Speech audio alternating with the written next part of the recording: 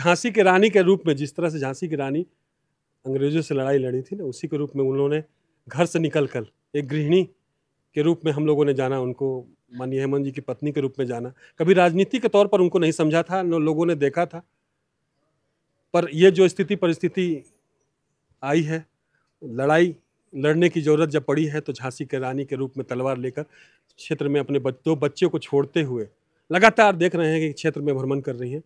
और ये जो रूप है उनका, हम लोग हिंदुओं में जिस तरह से हम लोग देखते हैं कि भगवती का रूप, दुर्गा का रूप जिस रूप में होता है, कि अपनी पति को बचाने के लिए सती जो थी वो अपने फैमिली से लड़ गई थी, पिता से लड़ गई थी कि मेरे पति को मेरा जो कुछ नहीं होना चाहिए, जो सम्मान मिलना चाहिए वो सम्मान मिलना चाहिए। तो ये परंपरा ऊपर से आ रहा है। और जिस तरह से हमारी कल्पना सोरेन जी जो हैं झारखंड की राजनीति में कदम रखी हैं, हम सभी युवा और सभी लोग, झारखंड के लोग, एक एक जनमानस झारखंडी, मूलवासी, सदान, सभी लोग उनके साथ कदम से कदम मिलाएंगे। और आने वाले समय में जो बीजेपी चाहती थी उसका मुंह तोड़ जवाब कल्पना सोरेन देंगी। झारखंड के लोग माननीय हेमंत सोरेन जी को भगवान बिरसा के रूप में देख रहे हैं, नज़र उठा के देख रहे हैं। भगवान बिरसा का जो स्वरूप था वही हमारे इस राज्य के पूर्व मुख्यमंत्री माननीय हेमंत सोरेन के रूप में लोग देख रहे हैं। द जनसभा के मंच पर आज एक खास मेहमान हमारे साथ बातचीत करने के लिए है। इनका नाम है धर्मेंद्र सिंह। धर्मेंद्र सिंह झारखंड मुक्ति मोर्चा रांची जिला युवा मोर्चा के अध्यक्ष हैं और लगातार मीडिया के सामने आप लोगों ने इनकी मुखरता को देखा होगा। हमेशा बेबाक बातों के लिए जाने जाते हैं। हमेशा जब भी हम मीडिया के सामने आते हैं या फिर सड़क पर आते हैं तो बेबाक होकर के बुनियादी मुद्दों पर बातचीत करते हैं, बुनियादी सवालों को जो है वह रखने का काम करते हैं। और सड़क से लेकर के सदन तक जो है वह कहीं ना कहीं नाम का जो इनका चर्चा है वह बना हुआ रहता है। और चाहे प्रशासन की खेमे की बात हो या फिर नेता नगरी की बात हो, हर जगह पर धर्मेंद्र सिंह की एक अलग छवि जो है वह देखी जाती है, एक अलग रूप में धर्मेंद्र सिंह देखे जाते हैं। झारखंड मुक्ति मोर्चा जो पार्टी है वह पार्टी की उपज एक आंदोलन की कोख से हुई है। इस पार्टी का निर्माण इस झारखंड प्रदेश में एकत्रित बिहार में हुआ था और उसके बाद से लगातार जो है यह पार्टी सड़क पर आंदोलन जो है वह करते रही है और आंदोलन ही इस पार्टी की पहचान और निशानी है।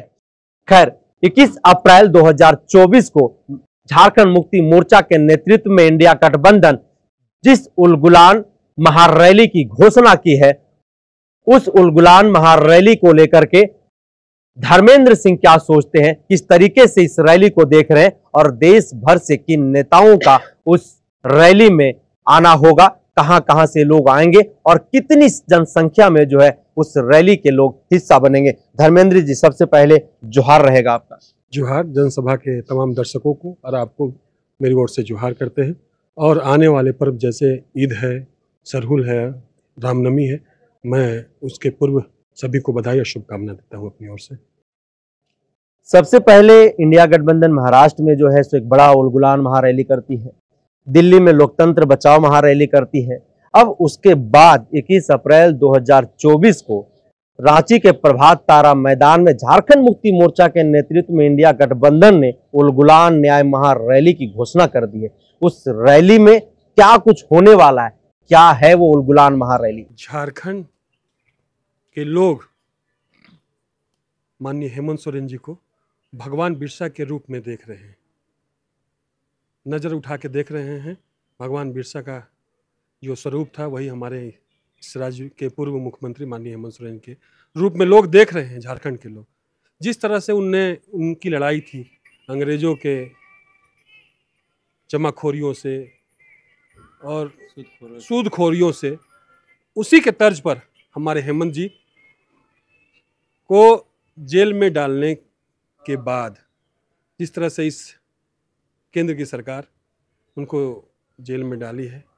हेमंत सोरेन तानाशाहियों के खिलाफ लड़ाई लड़। बिल्कुल बिल्कुल, मैं वही बोलना चाह रहा हूँ कि तानाशाहियों के खिलाफ बहुत मुस्तैदी के साथ और जिस तरह से वो लड़ाई लड़ रहे हैं, हम पार्टी के नाते हम लोगों को गर्व होता है कि हम लोगों का नेता लड़ाई लड़ते लड़ते शहीद होना पसंद किया, झुकना पसंद नहीं किया ऐसे तानाशाही सरकार के खिलाफ। और जिस तरह से आप देख रहे हैं कि जहाँ पर सरकार बीजेपी की नहीं है, जिस राज्यों में, उस राज्यों में जिस तरह से यहाँ वहाँ के मुख्यमंत्री को हो, मंत्रियों को हो, और न जाने कितने जनप्रतिनिधियों को, जो उनके इशारे पे नहीं चलना चाहते हैं, उनके बताए बातों को नहीं मानते हैं, उनको लगातार शोषित किया जा रहा है, पीड़ित किया जा रहा है, और लगातार उनको, जैसे कि आप देख रहे हैं हेमंत जी को परेशान किया जा रहा है। तो जनता सब जान गई है। और हम लोग का 21 तारीख को जो उलगुलान महारैली है झारखंड मुक्ति मोर्चा के नेतृत्व में महागठबंधन की, वो आक्रोशित जनताओं की रैली है। तो क्या एक ऐतिहासिक रैली होगी? बिल्कुल, निश्चित रूप से अब तक का झारखंड का सबसे बड़ी रैली के रूप में हम लोग 21 तारीख को जुटेंगे और जनता जुटेगी, और आपको दिखेगा कि क्या नज़ारा होगा कि आने वाला समय में इस झारखंड की राजनीति की रूपरेखा तय होगी। एक अलग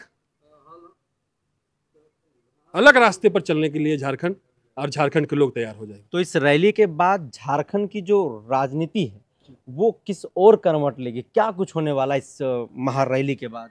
नहीं, निश्चित रूप से जनता अब जान गई है, लोग जान गए हैं यहाँ के कि हमें किसके ओर क्या जाना है। तानाशाही करते हैं, हिटलर जैसे जो सरकार चला रहे हैं उनके तरफ जाना है, जो एक आंदोलन की तरह लड़ता है, सामाजिक लोगों को, यहाँ झारखंड के लोगों को, मूलवासी के लोगों को लगातार जो शरण देता है, समाज के प्रति उनको जोड़ता है, अपने प्रति जो आकर्षण उनका है, समाज के प्रति जवाबदेही जिनकी है, और उनके लिए योजना बनाते हैं। एक जनमानस के लिए जो योजना चाहिए वो योजना लगातार माननीय इस राज्य के लोकप्रिय मुख्यमंत्री युवा, जो पूर्व के मुख्यमंत्री माननीय हेमंत सोरेन जी बनाते हैं, जनता तक पहुंचते हैं। हम लोग जैसे कार्यकर्ताओं को बोलते हैं कि अंतिम व्यक्ति तक पहुंचो और उसकी समस्या सुनो, और जो योजना मैं ला रहा हूं, जो योजना मैं देना चाहता हूं जनताओं को, झारखंडी लोगों को, जनमानस को, वो उसको तक पहुंचाओ। यही ऐसे में आप जो कह रहे हैं कि झारखंड के लोग हेमंत सोरेन को ठीक भगवान बिरसा मुंडा की तरह नजर उठा करके देख रहे हैं, वैसे में हेमंत सोरेन की आवाज बन करके उनकी अर्धांगिनी कल्पना सोरेन सियासी मैदान में है, राजनीति की मैदान में है। उनके पर्दापण के बाद जो है कई बातें जो है कही भी जा रही हैं। ऐसे में यह जो उलगुलान न्याय महारैली है कल्पना सोरेन के लिए राजनीतिक तौर पर किस तरह की करवटें लेने वाली है, यहाँ के बाद किस तरह का सियासी सफर कल्पना सोरेन का होने वाला है? निश्चित रूप से हम लोगों के लिए और झारखंड के लिए वो झांसी की रानी के रूप में, जिस तरह से झांसी की रानी अंग्रेजों से लड़ाई लड़ी थी ना, उसी के रूप में उन्होंने घर से निकलकर एक गृहिणी के रूप में हम लोगों ने जाना उनको, माननीय हेमंत जी की पत्नी के रूप में जाना। कभी राजनीति के तौर पर उनको नहीं समझा था, न लोगों ने देखा था, पर ये जो स्थिति परिस्थिति आई है, लड़ाई लड़ने की जरूरत जब पड़ी है, तो झांसी के रानी के रूप में तलवार लेकर क्षेत्र में अपने दो बच्चों को छोड़ते हुए लगातार देख रहे हैं कि क्षेत्र में भ्रमण कर रही हैं।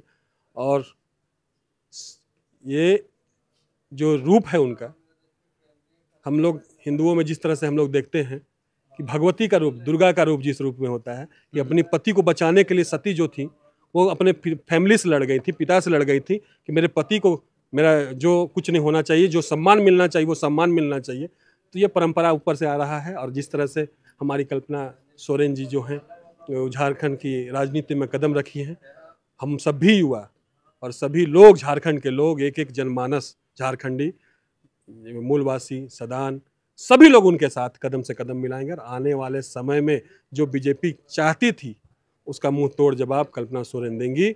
और आने वाले समय के हम लोग एक उभरता हुआ नेता मिला है कल्पना सोरेन के रूप में, कल्पना सोरेन के रूप में।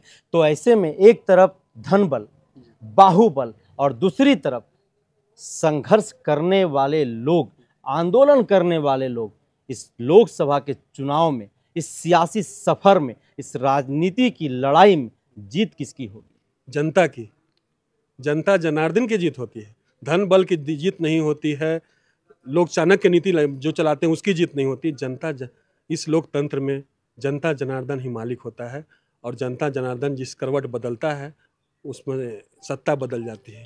तो क्या वह जनता जो 2019 में भाजपा को यहाँ से 13-12 सीटों पर जीत दिला करके झारखंड से दिल्ली भेजने का काम किया, इस बार जनता की मूड क्या होगी? इस बार 14 का 14 लोकसभा सीटों में महागठबंधन के जो प्रत्याशी हैं उनका जो परिणाम होगा वो चौंकाने वाला होगा। आने वाले समय में बहुत मजबूती के साथ महागठबंधन जिस तरह से झारखंड में चुनाव लड़ेगी